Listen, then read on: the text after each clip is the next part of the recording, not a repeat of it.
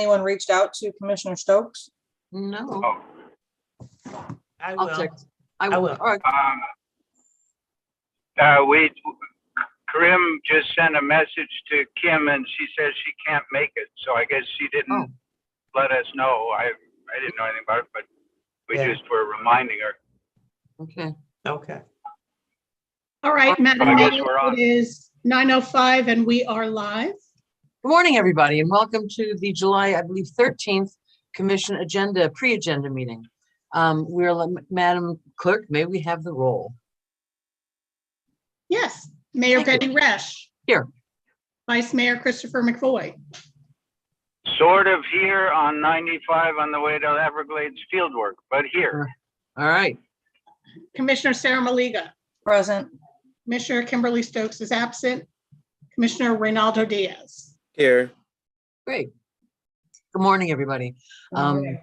And welcome to this, another meeting. I want to first start with a little announcement that I got an email the other day that, we had spoken with Lois Frankel about getting, asked see if she would put our request for 22.5 million for affordable housing and send it up to Washington. And she got 70 applications for that money. She chose 15 and we are one of them.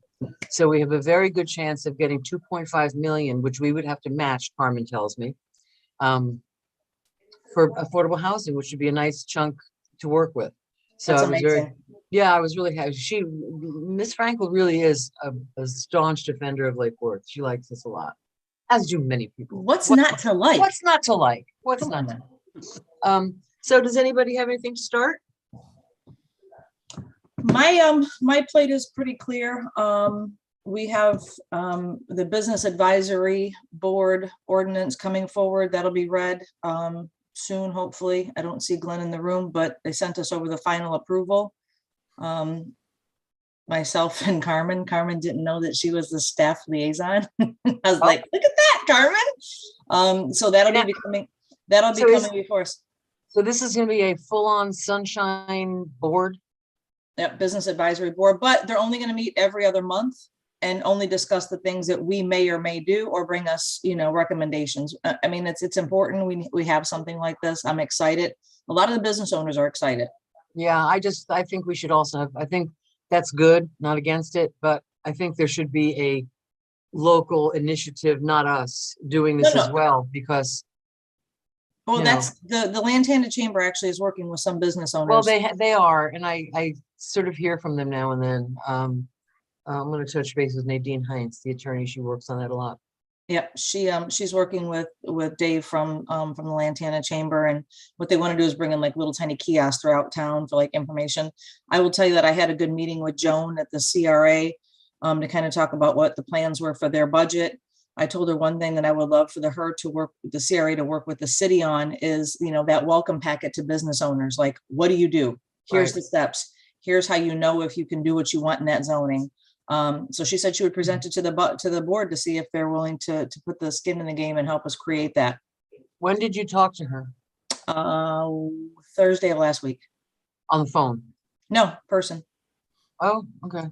Yeah. Because she had a terrible sadness in her family. Yeah, I'm aware. Their meeting is tonight. It was on my calendar for yesterday, which I went to the CRA and I'm pulling on the door and I'm like, it's in my city calendar that says it's today. Yeah. So no, it's tonight. And it's a pretty light schedule. It is. Yeah, I got the agenda. I just didn't look at the date because I go by this phone thing. So I will get a catch up with her. But yes, I'm very sad for her, and her family has gone through a lot in the last 18 months, I'll say. So that's all I have. I'm just working on some stuff at the CRA. Ronaldo, how are you today? I'm doing well. I think similar. I'm fairly clear. I have I guess one thing to announce is through Richard Radcliffe and others, I should be being appointed to the steering committee for the Lake Worth Lagoon Initiative, which is pretty helpful. Excellent. Looking forward to that because that should help me learn more to recognize, potential funding opportunities, especially through grants and whatnot, and through lobbying in Tallahassee.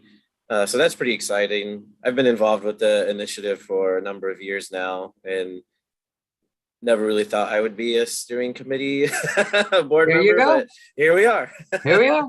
Yeah. So that's really cool, really fun. And similarly, pretty clear, but not that clear.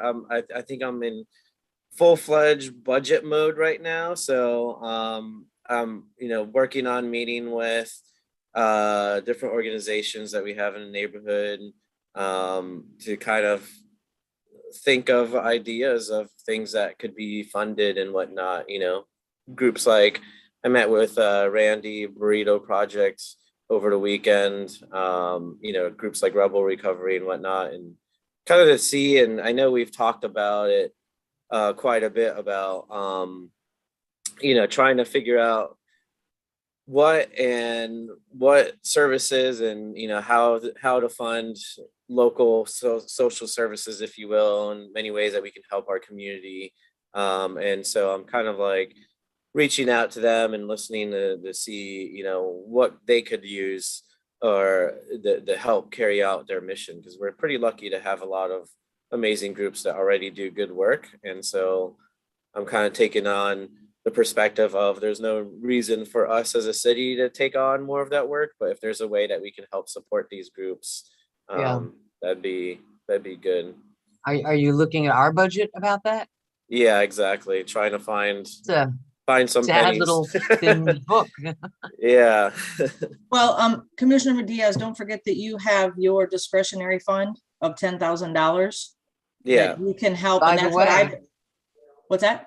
Yeah, which I think we have to spend. We have to either spend or appropriate before the 1st of September, because it's September. last year's budget. Correct. So mine is mostly going to the schools, to the band and to the sports stuff. And nobody wants my idea of the $10,000 for the library thing. I'm just. Well, I think on my own. we found it. We found that money did. elsewhere. We did. Carmen, Yes. is that a It's definite? coming from general. That's a yeah. definite. All right. And if I all can right. add, I certainly appreciate Commissioner Diaz's efforts in finding local organizations to support for our community. Remember, we also have ARPA funds, so that's a big discussion for our ARPA funds rather When is that than discussion? our budget. When are we? 23rd, August the 23rd. Is ARPA Day? Yes, it's ARPA Day. Okay, because I want to. Obviously, people in the community probably have some ideas about how they want to spend, how they would like to see that money spent. So I think saying it now, or maybe at the next meeting, reaching out to the public to say, listen, we have some money. You all have an opinion. Let us know your opinions, because then we can go through them and just have some idea. I think we're pretty, I think we know. We've heard quite a bit from our citizens already. Anything else, Ronaldo? No, I think that's it. Okay. We got a decision on the Deco Green. The appeal itself was thrown out. The only thing that the court did was to say that they disagreed with our calculations of the square footage, and we might have to take off they might have to take off 2 units off the project, but that's it. And somebody sent out an email the other day that this was this big victory, and it was like, it's just, we have to go down 2 units. It's not a big deal. The whole thing was dismissed, except for that. So that's good news. That's going to keep going. And what else? Aaron. Yes. On Deco Green, we've just been having some internal conversations about that. That's probably going to come back before you. It depends on what the developer does. Yeah. Presuming they're going to just submit the plans at I think 127 instead of 129. Right. Come back to you for that limited purpose, but we don't know what the developer's going to do, because they're, Right. That would be the logical path for them to take. Seems a pretty small give on that whole thing. So I had a question about that, because we had discussed briefly with Glenn about this issue. And my one big question, I'm curious if we have that figured out, is when this comes back across the dais, are we limited to the opinion of the court? Or because the other issues weren't preserved, the issues on like sustainability credits and things like that we can only decide on the 2 units, right? Yeah, again, that's why I started with, it depends on what the developer submits. So if the developer simply submits, everything is exactly the same, and all we have in front of us is the density issue, then that's all you'll have in front of you. But, I hesitate to get too far into it because it could come back in front of you, but let's just assume that that's all the developer does. Haven't spoken with the developer's lawyer yet, don't know what their plans are. That would be Okay. the path of least resistance, certainly for them.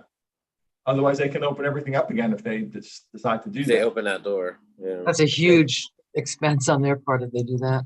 Right.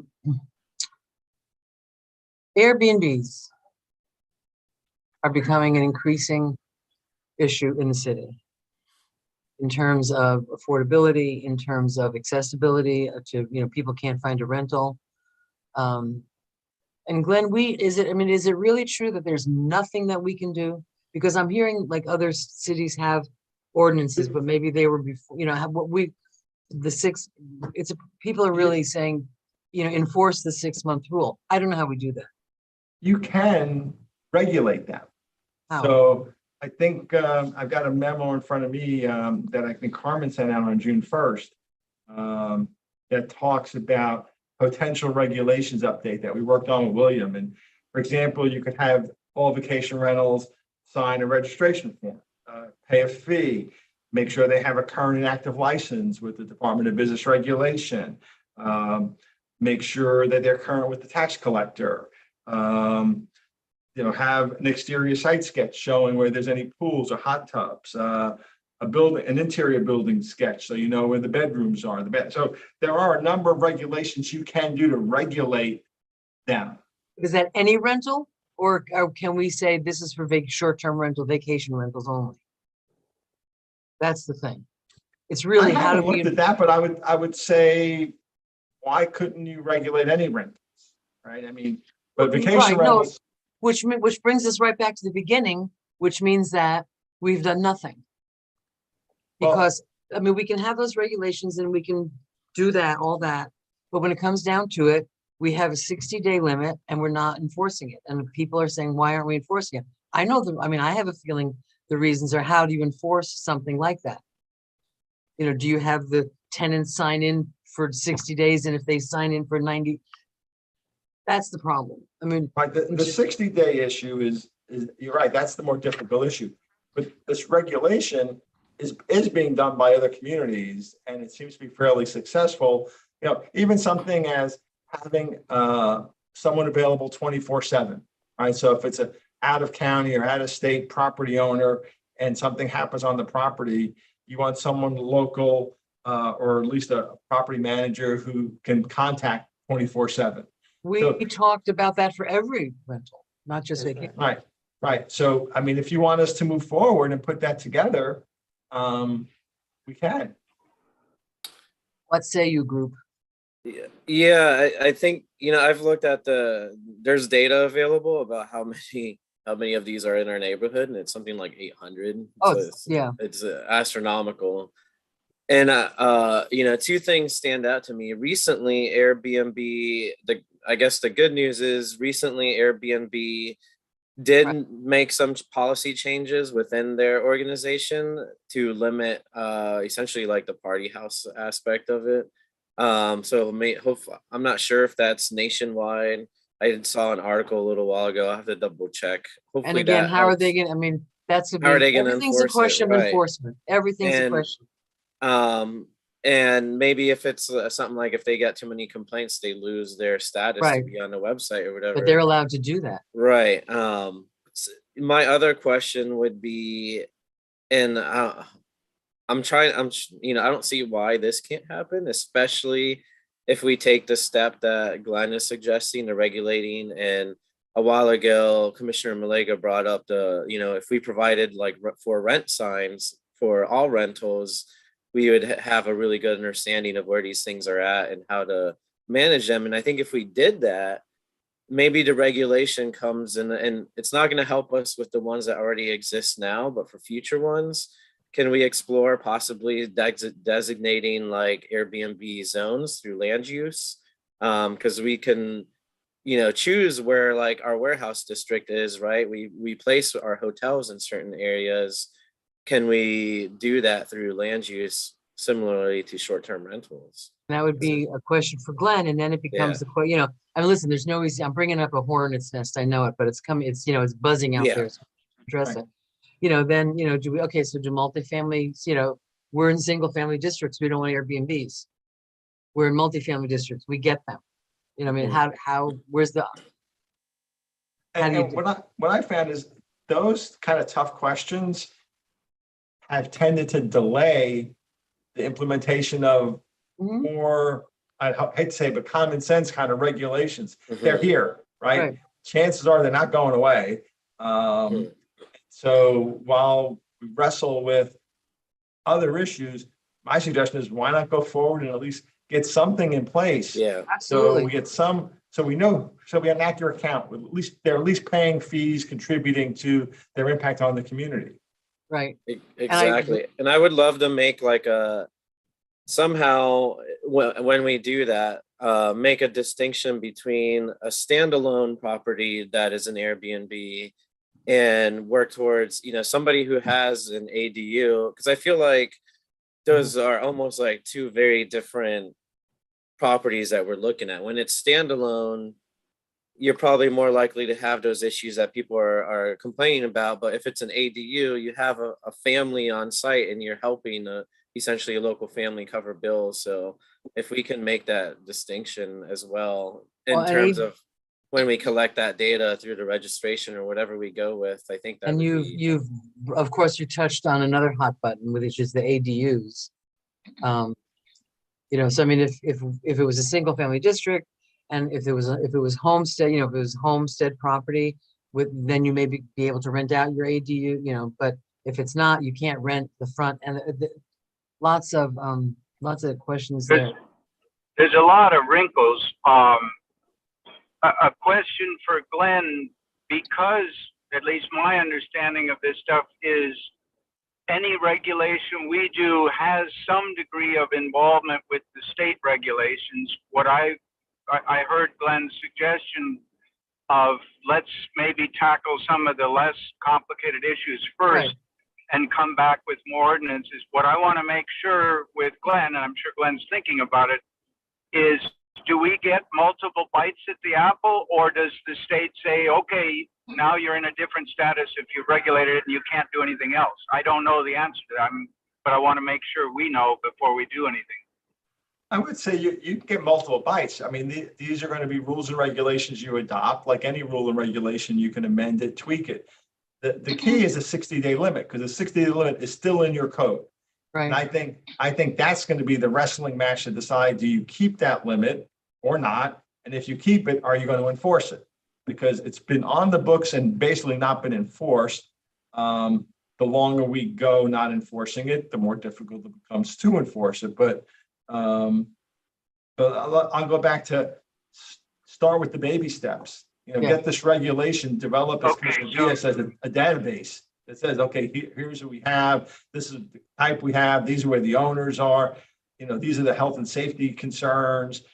Start tracking some data to develop, maybe help you develop what your long-term plan is going to be. And if I can just add, this is Erin, a lot of the things in the white paper, hi Mayor, that were called for, talked about treating these, because they are commercial uses, is treating and regulating them as commercial uses. So, which would allow for them to pay commercial utility rates, and would also too, there was something in there where we can create a specific regulation, kind of revise our calls for service standards for vacation rentals or hotel motels that allow for them to be declared a chronic nuisance and clarify those regulations. So we're getting those bad apples. So definitely in the white paper that William prepped, it really outlined a lot of those things, allowing for the city to gain more benefit through the payment of commercial utility rates, treating them as a use and occupancy inspection for commercial use, accessibility and other requirements for commercial standards. And that in itself would kind of naturally limit them as well. Okay. And that that doesn't seem altogether unreasonable. I'm sure the folks in the industry will scream loudly about well, this is a house, why should we pay commercial rates? The counter argument that we're going to have to wrestle with is I've decided to get an insurance license and I would like to sell insurance from my house. You're allowing my neighbor to run a business out of his house. Why can't I sell insurance or whatever it is that I want to do out of my house? There's some real issues of, hey, are these residential neighborhoods or are they mixed? If they're mixed for some things, are they mixed for all things? Well, I Chris, think I would just say that there's been some changes with the home occupations on the state that basically, allow, as long as you don't have customers, you can do any type of business. The issue becomes, because these uses allow customers, that's not a home occupation. So the home occupation things are something that we can't regulate really anymore. They've kind of been preempted by the state. But once you start having customers, that's a different story. Which I really have always had a problem with, because on some level, let's say somebody does nails, or I don't even know what some sort of personal service, and or like, I have a law office and people come. This thing about the traffic, the increased traffic, I don't buy it. I don't buy it. On some level, and maybe I'm completely off base here, but if some person wants to do eyelashes, for example, in their house, and they have a couple people a day come by, it's not like there's a lineup at a drive-through. And so I, at some point, wouldn't mind looking, if there's any interest behind it, looking at our home use, occupation use, and maybe loosening that up a little bit, because it's a different world than it was 30, 40 years ago when these were all written. So that's just. I agree. And there was a lot of effort put in a number of years ago of trying to say, hey, if you're an artist and you want to sell your paintings from your home, it's going to be similar to the eyelashes. You're not going to have 49 people parked out front. If you get one a week, you're a lucky artist. But there's a lot of eyelashes going on these days. And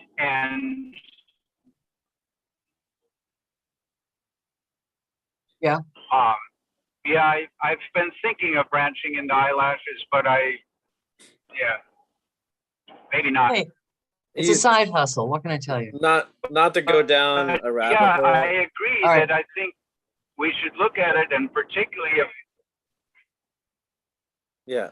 What one did we lose? Is everybody still there? No, Ronaldo's trying to say something, but that's okay. I'm not hearing anything. One thing I was going to add to the short-term rental thing is a number of people have mentioned to me that Atlanta decided to do, I believe they've been put in place the rules, and they said they limit how many a given individual can own in the community.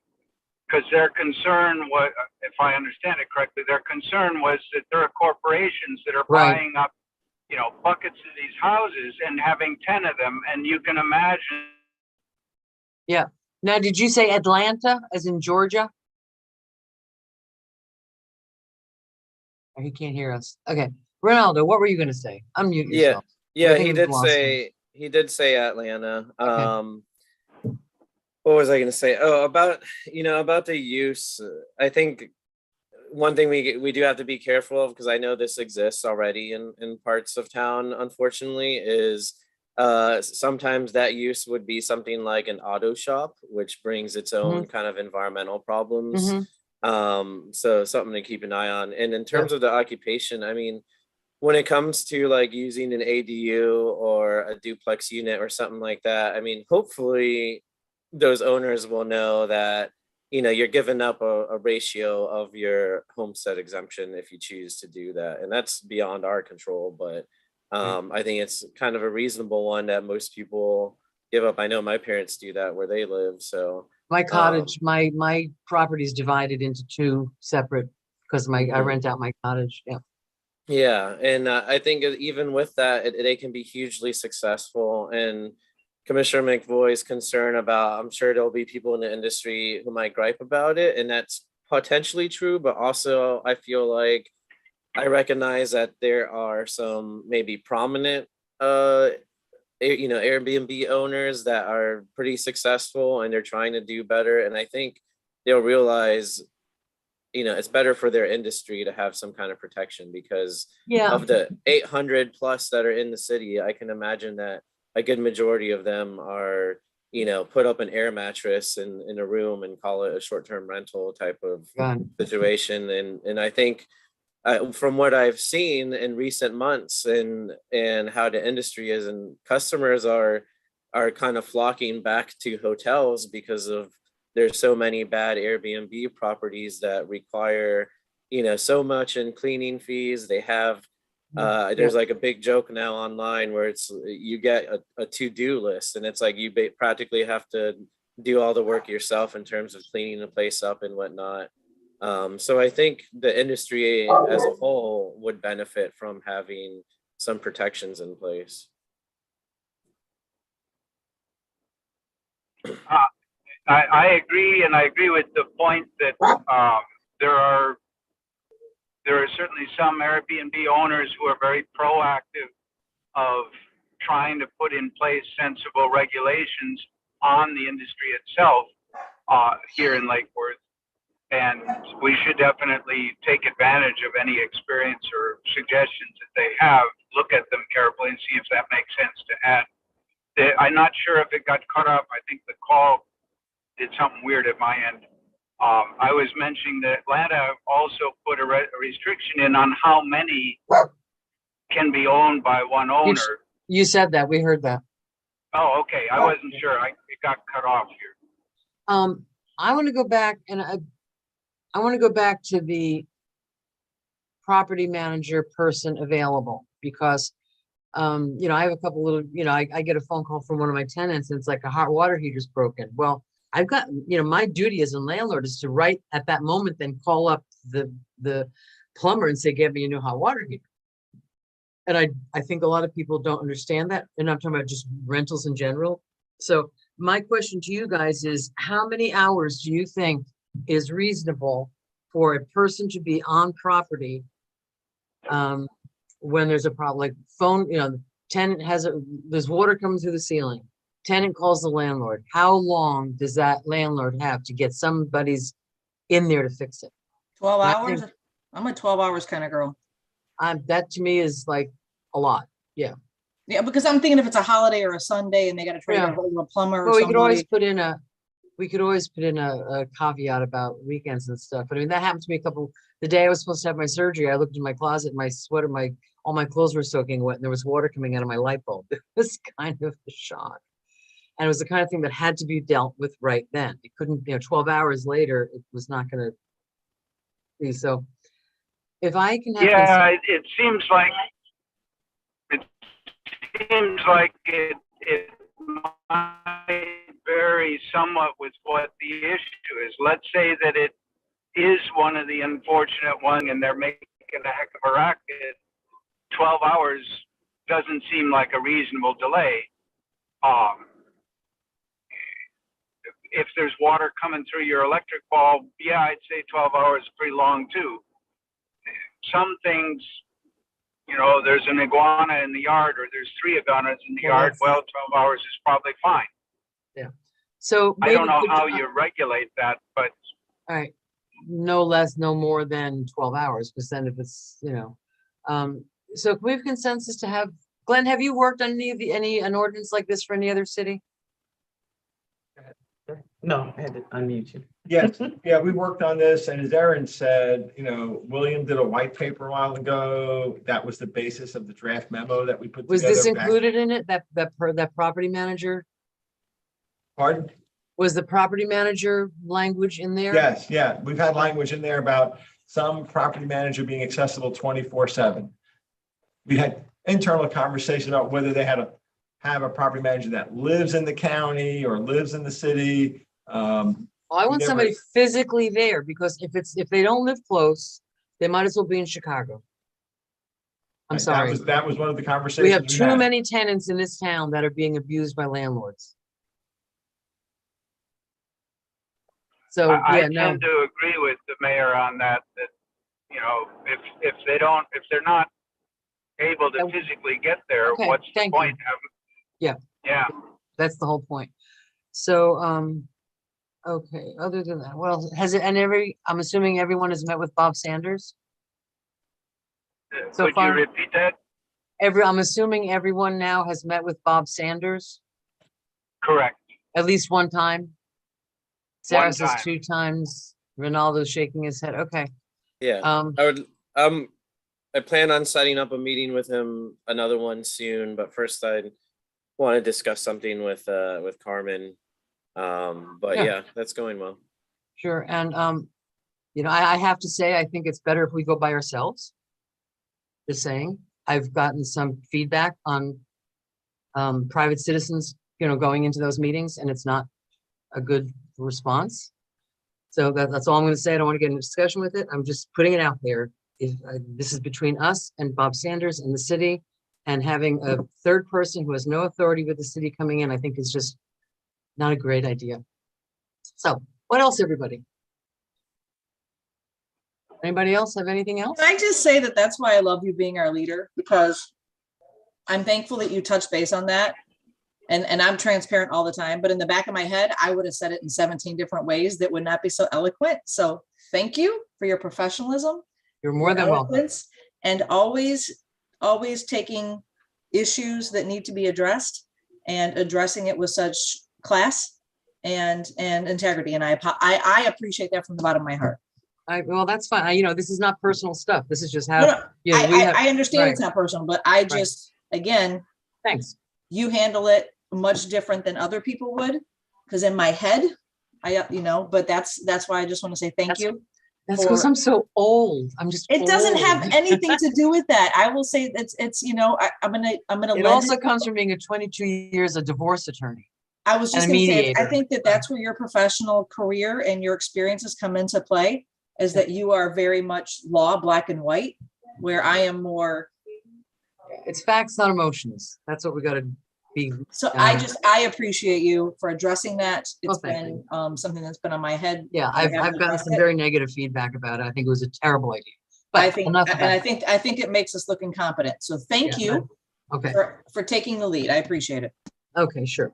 So I don't want to get any discussion about it. I don't want to get it. We're not going to have discussion. I said what I think.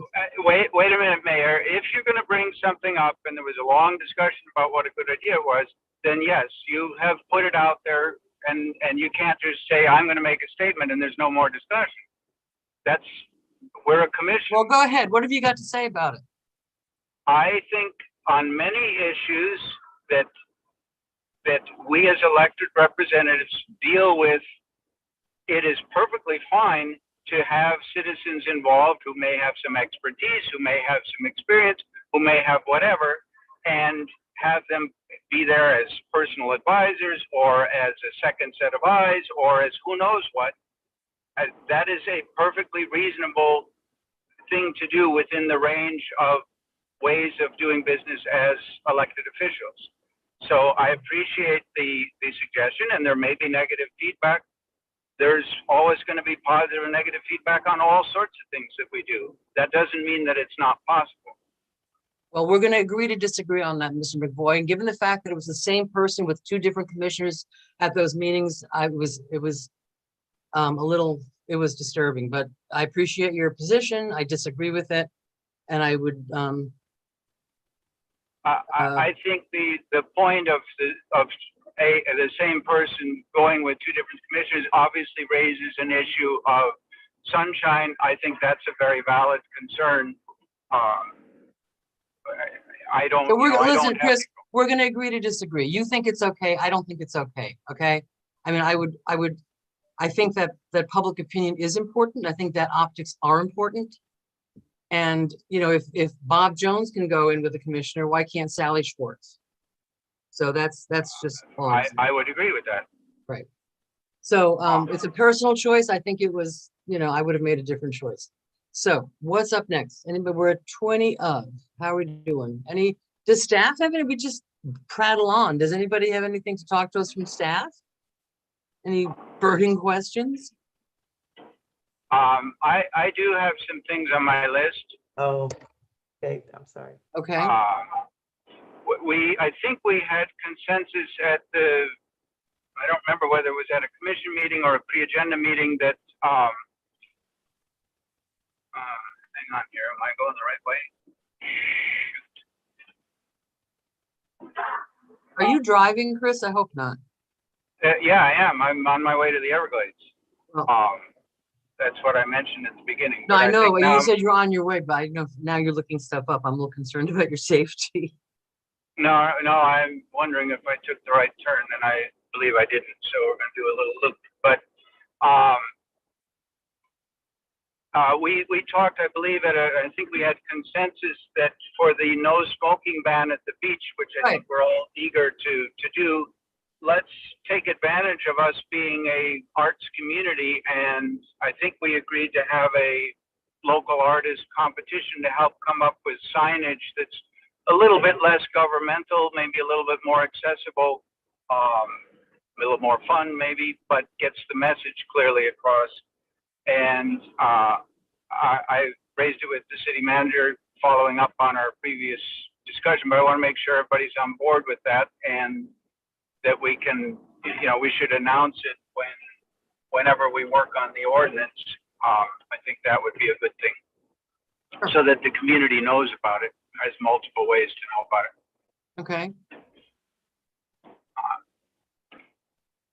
So Little- on that, I'm going to kind of assume that, we'll have whatever regulatory signs we have to, and they'll be supplemented by some artistic, softer, gentler messages.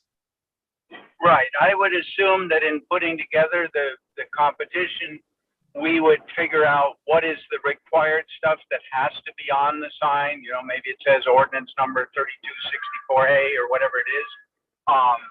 And obviously it says, we'd like you not to smoke at the beach. And it's prohibited, or, whatever the absolute requirements, those we should put on, and then indicate what is the range of things that can be adjusted. Okay. Yeah.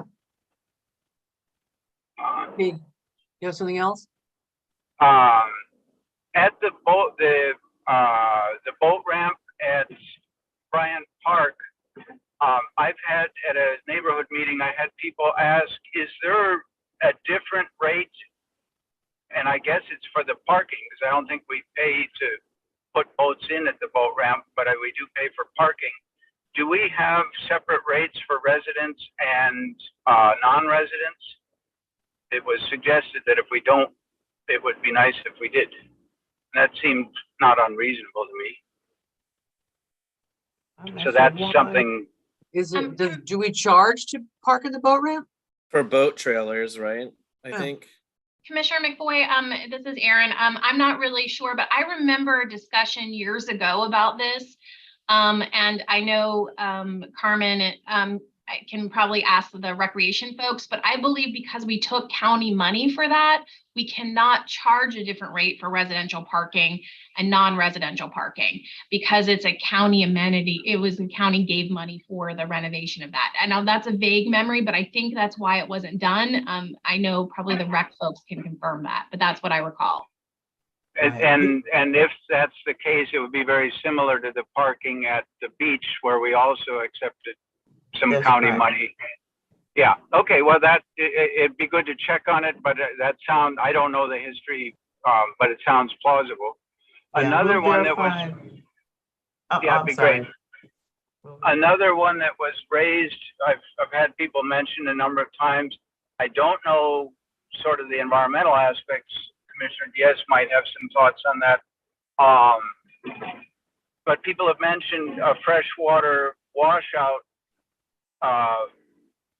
tap and hose might prevent people from, or reduce the number of people who bring their boat home and into the neighborhood and then fire up the engine. If they do it there, that might be more reasonable.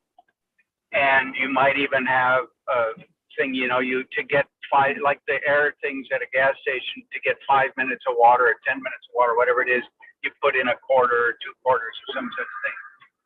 That's been suggested that might be a real helpful addition and relatively easy, I would think. So if someone could look into, is that practical? Is that reasonable? Well, do you have consensus? Is there I mean, you mean at the boat ramp of clear water for, like, when you For go to the rinse term out. of the boats? Yeah. Well, okay. I think when they mention noise, what they're specifically mentioning is having what we'd call like the bunny ears, and it's a thing that you hook up to your outboard, because the way that, you know, an outboard doesn't have a radiator, a closed radiator like your car does. It draws in water from wherever the boat is sitting, and in that case it would be salt water. So after you run your boat, you have to run fresh water through your engine to get all that salt water out, and that requires you hooking your hose up to the outboard and starting the motor and kind of revving it a bit. So I think if people are mentioning noise complaint, like noise of boat engines in their neighborhood, that's probably what they're referring to. That's my understanding. I'm not a motorized boat guy. Fortunately, Ronaldo knows more about that kind of thing. And you know, there's probably some things to look into. Are there, you know, would we need to have a collection thing for the water? If so, that gets Yeah, you got dirty water now. You got dirty water going into the intracoastal. Well, if it's just seawater or brackish water and not a lot else in it, then that's not a big deal. If it's other stuff, which I don't know, then it might be a bigger deal. Well, I do know when I reviewed a site plan in North Palm and we did a rinse off for the boat ramp there, the LAs looked at the LA consultants looked at that, and they did provide a drain for that. And so, again, I'm not 100% sure, but I know on all the ones that I've reviewed that there has been a drain associated with a clear rinse.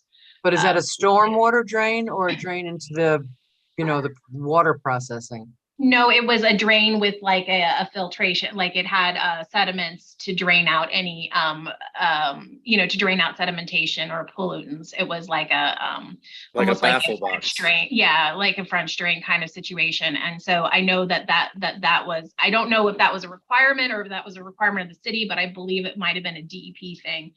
But that's, again, something we'd have to really look at it. But everyone that I've seen new, that wasn't an old school one from like the 70s, that one has had one of these type French drains that I've seen more recently.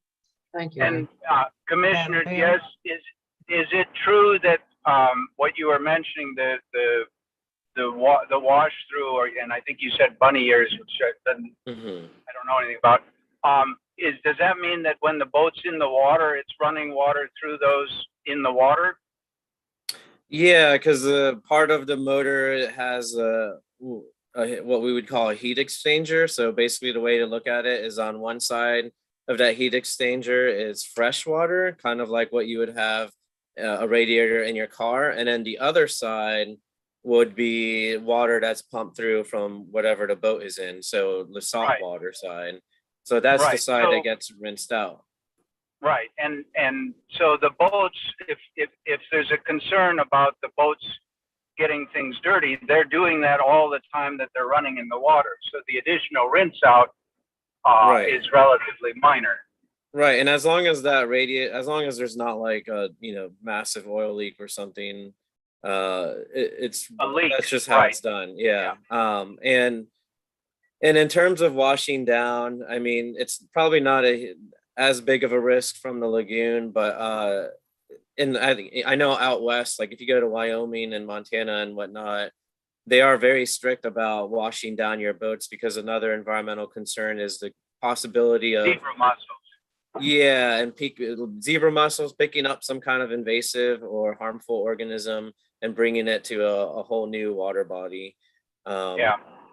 So, and speaking of beach parking, although I see Carmen has her hand up, so I'll let her go first. But I had something about the beach. I just want to talk on the point of the water wash. I assume we may need to verify if this need to go through the county, depending on, you know, if it's connected to the waterway and the docks and so forth. It might need an MPDS permit, maybe, yeah. Right.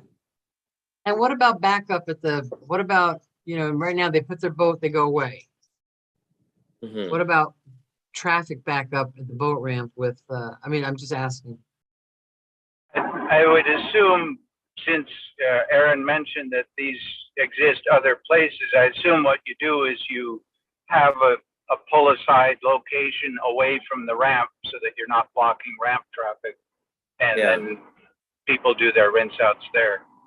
That's the way I've seen them configured in other places. And maybe Yeah. that's why they need the NPDS, or that's why they need the thing, is because they're away and they're getting sediments in the roadway.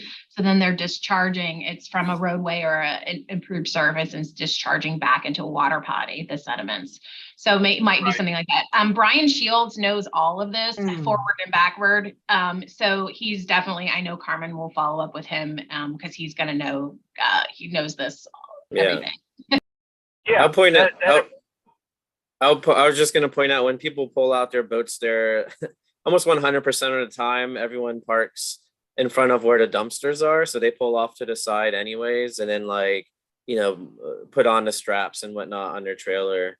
So Right. there is a bit of, and people just drive around it. There's a bit of space there for that. It's maybe not ideal, but there's space.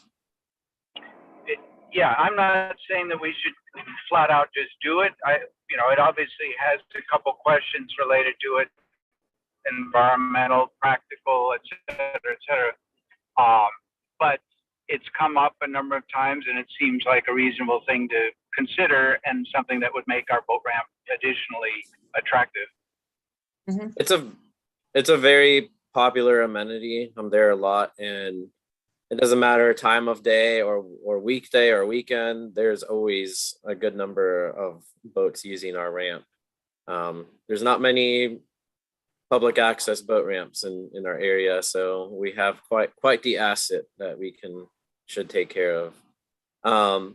The beach parking was mentioned, and I just wanted to follow up something that we had discussed in the forum. I don't see Lauren Bennett on, but she had mentioned improving the system of getting the beach, our permits signups by locals. And I was wondering if there's a way, is there anything that we can do to maybe speed that up? What exactly does she need? Have you gotten a follow-up? Because I'll point out that this weekend, even I got a ticket. I don't know what's the deal with the plate reader or whatever, but I've heard a handful of complaints that people who do have permits still get a ticket and whatnot. So I'm just curious. I've heard the same thing. It seems like some part of the system isn't altogether working, because I've heard it from people who have long-term beach permits. They're all paid up and everything, and yet they were getting tickets, and they saw other people were getting tickets. I see Lauren. So yeah, if there's anything we can do to fix that, or anything you need. Good morning. So the parking office is open, and anybody who has an issue, they can go into 501 Lake, and the parking customer service can assist them with any issues that they're having with obtaining a permit. We are pricing out kiosks. I currently got a quote for one for about 10,000. There's another one for 12,000. So I'm weighing out the options with Larry Lightfoot to see which one would be the best choice for us to go with. And then, as with any new technology, there's always a few kinks to be worked out. So unfortunately, there's a few people that do have longstanding decals that did get caught. I know Tom Johnson was one of them. Larry Lightfoot is aware of it, and he's working with IPS to correct the little hiccup. Yeah, well, just the people need to know the stickers are available. You can go down and pay. You can just go down to 501 and get them. But I'm told there's been a couple of people that have to knock on the door. It's like the door's not open. They have to knock on the door to get in. I don't know about that, but I'm not sure. I can ask Larry if he has a buzzer system, and then I can also create a social media post just alerting people that the parking office is open to help spread the word as well. Okay, great. And the funny thing is, at first I'm like, oh, you shouldn't have to knock to get in. But then I think, oh, you know what, in the world, so that brings up a topic. I'm jumping from you to another topic. Active shooters. Okay, a university has come up with a protocol that I have a copy of that I'm going to be sharing with everybody, because we have to have an active shooter protocol for the city. You know, I on the 4th of July, we had the raft race. It was wonderful. I came home and I'm watching the mayor of Highland Park. Pilot Park. Yeah, do that. So we need to have that. And Sylvina has it. Carmen, I'm coming in, today, this morning after this meeting, and we'll talk about that. I see your hand is up. Yes, I have an item I'd like to discuss. I'm just waiting my Please. turn. Yeah. Shifting gears, I just wanted to follow up on the advisory boards. Mhm. We have part 2 to schedule. Remember, we have a number of advisory boards that still needs members. Mhm. And so, and as I expressed when we finished the first round, that one particular advisory board that I'm concerned about is the HRPP board, because we want to make sure we have a quorum.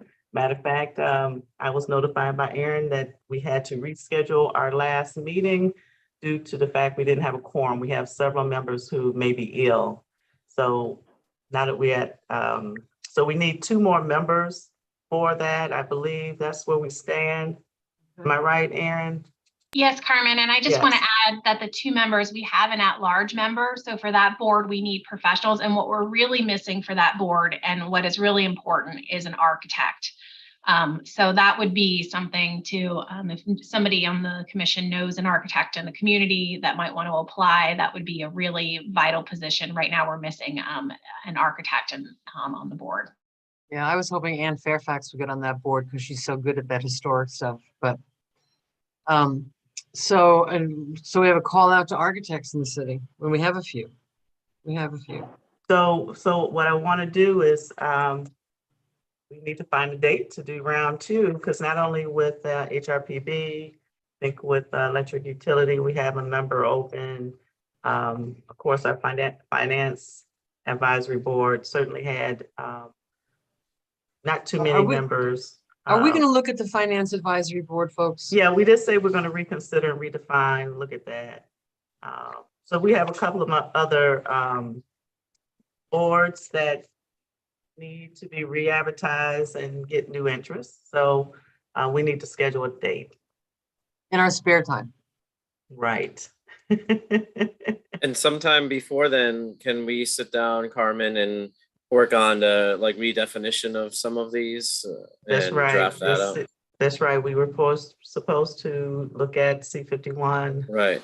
now board. And so I know there are a couple of boards that we wanted to redefine or review. However, is it possible that we can just do interviews for the HRPB, and that's a vital board that we really need to move forward on, and we can't hold that back as we redefine the other boards? Because I know we want to do them all at the same time.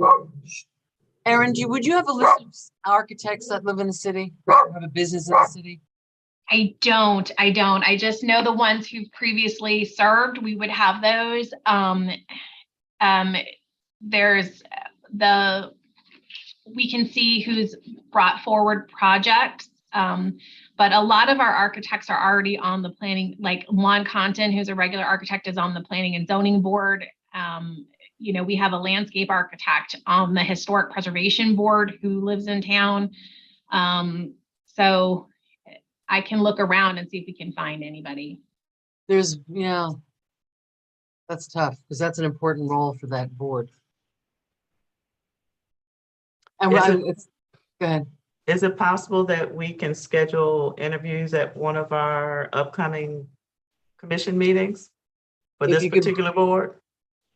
If you could wait, if you could wait till maybe the second meeting in August, so that I can. That may be possible. Erin, is that a good timing for you all? Yeah, I think, it's going to probably take a little bit of time for them to, the commissioners, and then for us to see if we can reach out to folks in the community to get somebody to apply. Because I don't think there were any architects who applied. That was the issue. Right.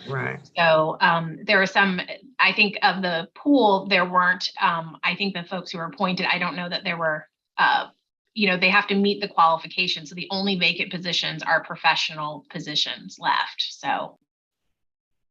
Yeah. Okay, well, we'll do that. We'll schedule this HRPB on August 2nd. No. The second meeting in August. The second meeting in August, not That's what August. Okay. Yeah, I'm going to be I'm 10 sorry. days out from surgery on the Oh, second. I understand. I'm sorry. I'm confused Yeah. because we do have an August 2nd meeting. So that's our Right, first meeting. that's fine. So, okay, the second meeting Yeah. in August. I Um, got you. I just I'm want to okay. mention on this board, we have rescheduled to August 21st, but the new Oh. appointees July 21st for the HRPB, but we might have to cancel that one too for a quorum because some of the new appointees haven't finished their ethics training yet. So I don't know if next Thursday I'm going to be able to hold that meeting. So we might just cancel the July meeting outright and then just have them come and just push all the items to the August meeting is what's likely going to happen. Is our sunshine training this sort of just online that you click and answer, or do we ever have I'm looking at you, Glenn. Do we have an in-person question and answer sunshine law meeting, which I think we should have? Happy to do that. Yeah. I used to do it every year, twice a year. Right. I'd have every I could board do in. that. Because it's too, look, with us who really are supposed, it's just too easy a trap to fall into. And twice a year, I would just have a meeting, and if you're on a board, you show up and you sign up and we talk about it, which is much, we all click through these little ethics things, and I don't think it really sits in. And I think it's the importance of the sunshine law, as annoying as it is, has got to be really put in people's heads. Yeah, I generally try to do, whenever we have a new board, like last year with Charter Advisory Board, my first meeting was about sunshine. So we'll make a point of getting to all of the boards now that they're getting reconstituted and new people. So they all hear it. And obviously with the commission as well, we'll do maybe a 10 or 15 minute presentation on it. Yeah, because it feels a little fast and loose if we're not speaking eye to eye to people about an important ethical issue for the city. And you get I think that the reminders are good. I know that Glenn's office, I've been to trainings that, I think Glenn did one. I know that Christie did one. The ones I remember were for multiple cities, but they were very helpful. Yeah, you're right. However, we've done them at the local college for the local League of Cities. We did the statewide one last year for FSU, the whole 4 hours. That was a bear. But happy to do like maybe 15 minutes is probably a good presentation. And we do a mini reminder training every annual organizational meeting when the boards elect their chair and do those kind of things. We walk through and remind them to fill out their ethics, and then and do some basic sunshine law reminders. The city attorney at the meeting does that for our annual organizational meeting for the quasi judicial board. Thank you.